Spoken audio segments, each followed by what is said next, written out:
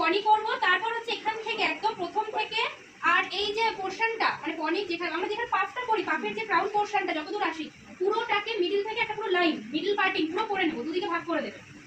ভাগ করে দেওয়ার পর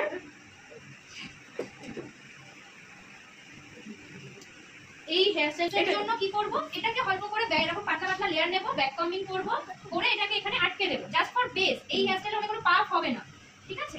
যে হালকা করে এখানে ব্যাক কমিং করব,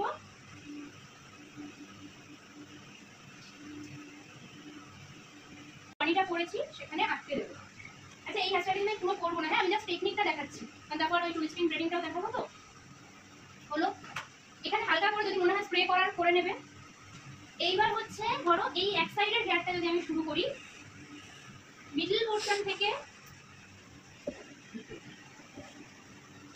জিগজ্যাগ করে লাইন নেব, ঠিক আছে?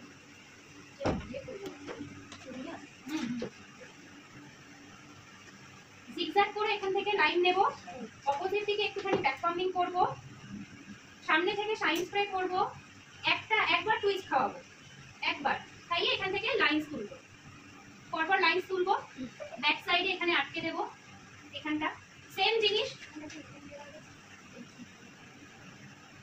জাস্ট এখানে ব্যাক কম করে ফুল করব, লাইনস হার্ড করব, সব কাজ হয়ে গেলে তারপরে গিয়ে টিপ লাগাবো, আগে টিপ লাগানো নয়। এই যে জিগজ্যাগ করে তুলছি এর থেকে আমার হেল্প হচ্ছে কি ওই প্রত্যেকটা জিগজ্যাগ থেকে একটা করে লাইনস অটোমেটিক্যালি উঠে যাচ্ছে। তো যখন এই সেকশনটা করবে তখন জিগজ্যাগ করে করবে, ওই জিগজ্যাগ থেকে লাইনস উঠে যাবে। আবারও সেম ভাবে আবার এই যে এখানে যে সামনের যে লাইন সামনের লাইন আবারও সেম ভাবে নেব, সেম ভাবে ব্যাক কমিং করব, সামনে থেকে শাইন স্প্রে করব, করে ব্যাক সাইডে করব। তুমি যেটা করেছো একটু আলাদা, এই দিকেও সেম ভাবে ওই প্যারালাল লাইনটাই হবে কন্টিনিউ, সেম জিনিস এই দিক থেকেও হবে, সেম এদিকে ব্যাক কমিং হবে, শাইন স্প্রে হবে, পুরো ভালো করে কম করবে, দেন জাস্ট এই একটা রাউন্ড দিয়ে এখানে করবো আর আবারও এখানে লাইনস গুলো তুলবো। এটা যদি প্রপার করে করো, সামনে থেকে এই হেয়ার স্টাইলটা হয় আর ব্যাক সাইডের হেয়ারটা ভেতরে দিয়ে পুরো ফ্লাওয়ার দিয়ে ঢেকে যায়, ঠিক আছে? পুরো, হ্যাঁ পুরো। আবার অনেকে কি করে এইটা করে নিচটা পুরো কার্লও করে, এখানে পুরো এরকম আটকানো আটকানো থাকলো আর নিচের হেয়ারটা পুরো কার্ল করে দিল আর এখানে ফ্লাওয়ার দিয়ে ডেকোরেশন করে দিল এই মিডল পোরশনে। এই তো এই যে পোরশনটা এখানে সব ক্লিপ করে দেয়, দেন এখানটা ফ্লাওয়ার দিয়ে ডেকোরেশন হয়ে যায়, নিচটা পুরো কার্ল ছাড়া থাকলো, সেটাও হয়। সেম তুমি আবারও আরেকটা লাইন গেলে সেটা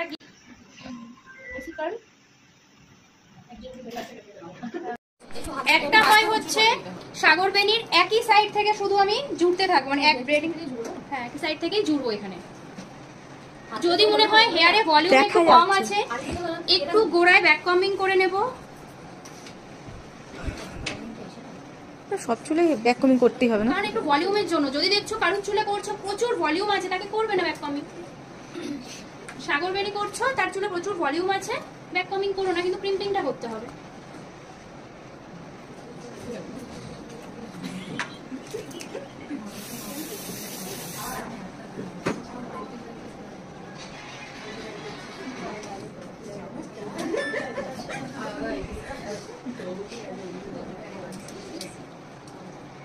যেখান থেকে পার্টিং করেছি সেই দিকের কর্নার থেকে একটা বাঞ্চ অফ হেয়ার আমি নেব, এই নিলাম। বেনি করতে গেলে তিনটে ভাগ করতে হয় তো চুলকে, তো এখানেও সেটাই করব, তিনটে ভাগ করে নিলাম। বেনি করতে গেলে ব্রেড করতে গেলে যেরকম তিনটাকে যেভাবে রাউন্ড খাওয়াতে হয় সেইভাবেই করছি। ফার্স্ট একটা রাউন্ড এমনি খাওয়াবো, এইবার এই যে সেকেন্ড রাউন্ড যে খাওয়াবো, এই যে উপরের চুলটা দিলাম তার সাথে সামনে থেকে ওয়ান বাঞ্চ অফ হেয়ার আমি এখানে অ্যাড করব। এই হ্যাঁ, পেছনে অ্যাড করব না, পেছনে অ্যাড করছি না, একটা দিক থেকে অ্যাড করছি। এই আবারও আমি ওপরের চুলটা যখন দিলাম আবারও ওপর থেকে হেয়ার অ্যাড করলাম, এই এই আবার নিলাম আবার অ্যাড করলাম। যদি মাঝে মনে হয় তোমার হেয়ারটা আটকে গেছে বা কিছু হয়েছে, কম করে নাও আবার তুমি হেয়ারটাকে, আবার এই অ্যাড করলাম।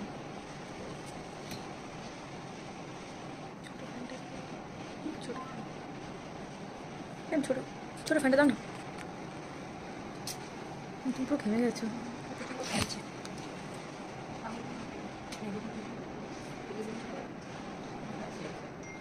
এখানে কিছু কিছু চুল আমি ছেড়ে রাখছি, যেগুলো কার্ল করে দেবো। আর যদি কেউ বলে যে না আমার সামনে কোনো চুল চাই না, সব আমার চুলে ব্রেড করে দাও ব্রেডিং, দেন তুমি পুরো ধরেই ব্রেডিং করবে। আর এখানে দেখো আমি এরকম সোজা করছি না, আস্তে আস্তে আমার চুলটা যেদিকে আসবে ব্যাক সাইডে আমি হাতটা কিন্তু সেদিকে আনছি, হাত কিন্তু আস্তে আস্তে ব্যাক সাইডের দিকে যাচ্ছে, এরকম সোজা হচ্ছে না। এইবার হচ্ছে যদি এই হেয়ার স্টাইলটা এই ব্রেডিং এর সাথে চুলটা ছাড়া থাকে, কার্ল থাকে, মানে সামনে ব্রেডিং থাকবে আর বাকি পুরো চুলটা ছেড়ে কার্ল থাকবে, তাহলে এখান থেকে পুরোটা নেবো না, নিচ থেকে কিছু চুল ছাড়া থাকবে, ব্যাকে তো পুরো চুল ছাড়া থাকছে, এই ব্রেডিংটা গিয়ে ব্যাক সাইডে আটকাচ্ছি, তাহলে এখানে যখন এরকম কন্টিনিউয়াসলি কার্ল থাকবে আর এখান থেকে ব্রেডিংটা গেছে দেখতে ভালো লাগে। আর যদি কারোর করছো যে পেছনে বানি করবে এই ব্রেডিং এর সাথে, দেন তুমি এখান থেকে পুরো হেয়ার মানে নিয়ে নেবো। হ্যাঁ, মিডল পার্টিং করে দুদিকেও করতে পারো, সেম জিনিস। এইবার হচ্ছে যদি তুমি একদম সিম্পল পার্টি মেকআপ করছো, তার একদম সিম্পল মানে মিনিমাম রেঞ্জে পার্টি মেকআপ করছো, তাকে শুধু এরকম ব্রেডিং করে তুমি ছেড়ে দিতে পারো। আবার এই ব্রেডিংটাকেই যদি তুমি একটু অ্যাডভান্স করতে চাও, তাহলে ব্রেডিং এর দুটো সাইডকে পুল করে লাইনসের মতন তুলতে পারো। একটা ক্লিপ দাও। পুল করার জন্য আমি এখানে আগে আটকে নেব। দেখো আমি টাইট করে আটকাচ্ছি না, একটু লুজ রেখে আটকাচ্ছি, এটা কিন্তু আমি একটু লুজ রেখে তারপর আটকাচ্ছি। এবার ছেড়ে দাও এখন করা। এবার করলে আমি পুল করতে পারি।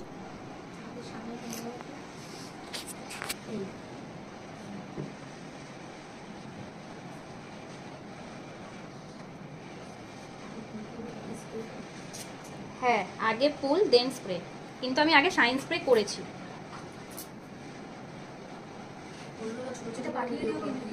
সব 3টে ভিডিও হয়ে গেছে।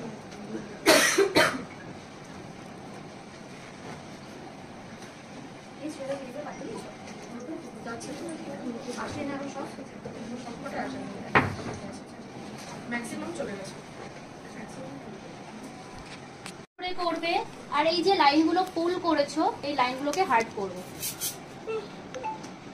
এখন আমি পুরো ফিনিশিং করে তোমাদের দেখাচ্ছি না, কারণ খুলে ফেলবো যেহেতু, এক্ষুনি বেশি হার্ড হয়ে গেলে আমি খুলে অন্য কিছু করতে পারবো না এক্ষুনি।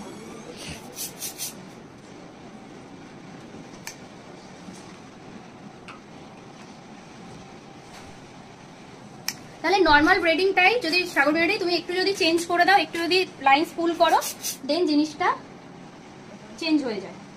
ওই যে বলছো না যে ব্রাইডাল পার্টি মেকআপের তাহলে ডিফারেন্স রাখবো, তো এরকম ছোট ছোট ডিফারেন্স থাকে।